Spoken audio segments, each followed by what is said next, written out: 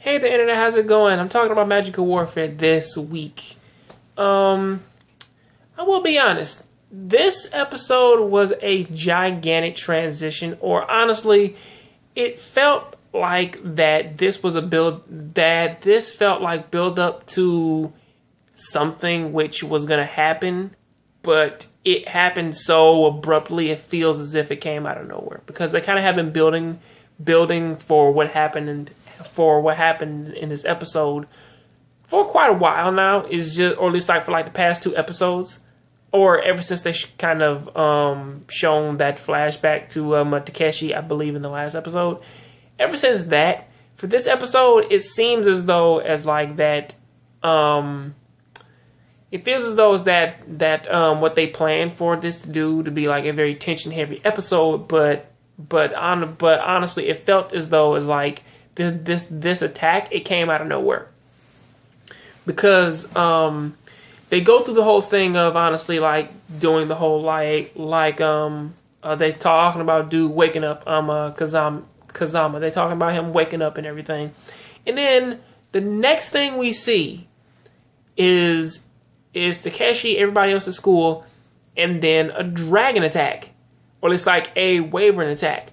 And then these magicians come out of nowhere and then just start attacking and killing off the students.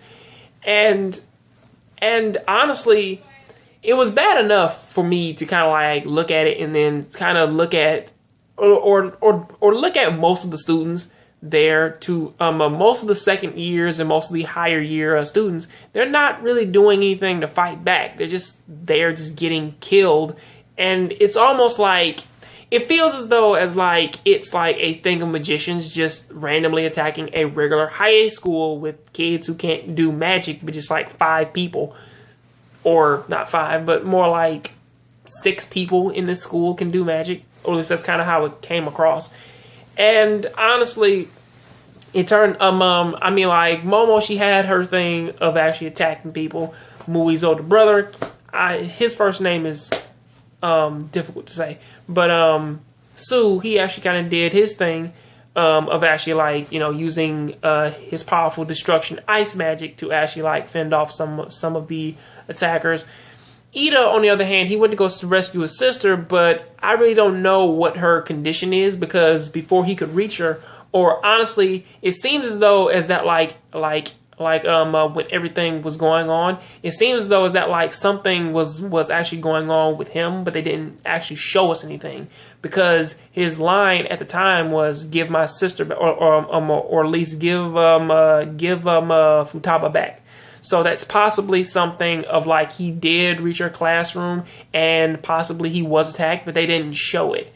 And honestly, it did kind of leave me a bit confused, because I wanted to see more. I mean, obviously, man, you know, they have been showing every other character's thing at this point. They showed Mui's attack, they showed Momo's attack, they showed the kids down there in the school getting attacked, but they didn't show Ida trying to rescue Futaba.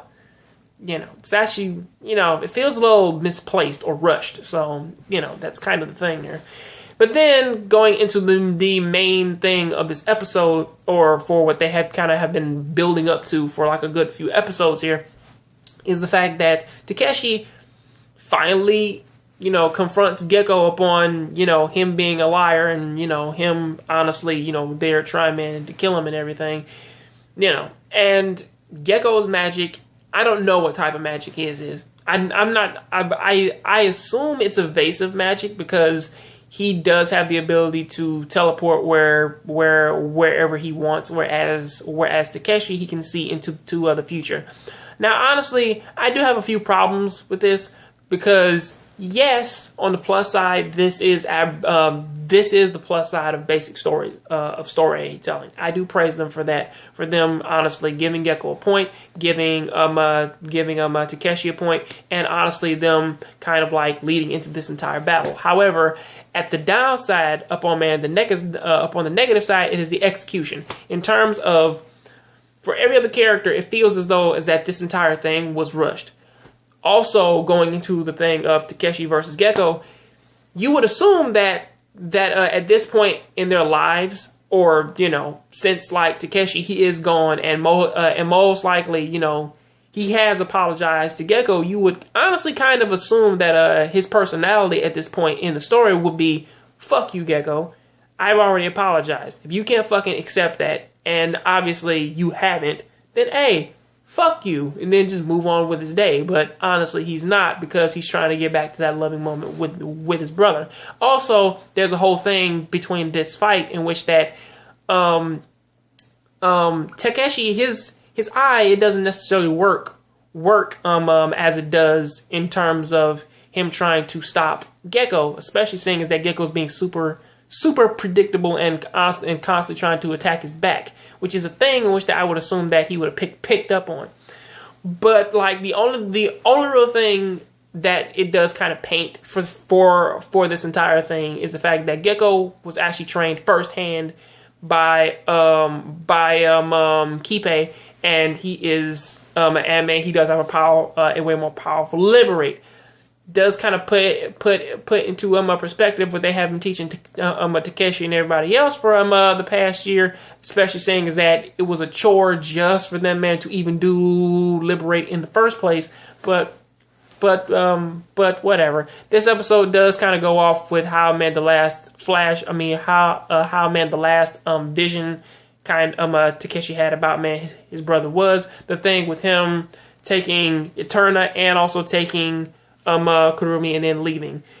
Then the other, then man, he does get a future vision of Gecko attacking their mother, possibly for her telling him that he was wrong either to attack his brother or something to do with Twilight. A few things like that. I can only assume. However, that's kind of what I got to say about this episode. Again, I praise them for all the good stuff that they did do. In terms of the bad stuff, it really did kind of show in this episode. So that is something to kind of keep your eye on, you know, for all of the build-up and all of the things in which that they kind of have been talking about for a good while now. The only real thing, man, that I, man, can say is if your main character can tell, man, the future, how come he hasn't done anything, man, to try and change it? Or you know, if it's bad, how come he hasn't tried, man, to take steps to fix it? So that's kind of all I really got to say about that. What do you guys think about it? Please tell me that in the comment section. I'll see you guys on the next John Graves show. I'm out. Please keep watching anime, keep playing video games. Have a great night.